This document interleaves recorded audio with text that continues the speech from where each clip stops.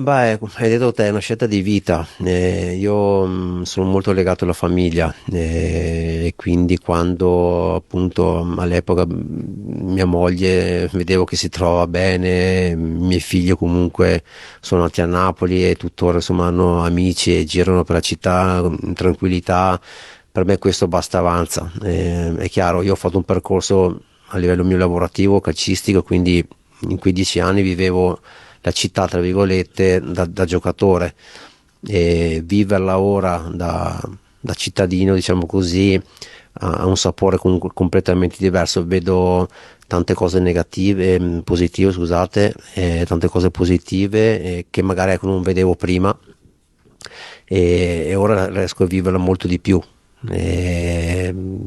Ma, ripeto, ho fatto fatica i primi mesi, però poi con il tempo sono riuscito come ad adattarmi e a trovarmi in una città secondo me più bella del mondo, ecco.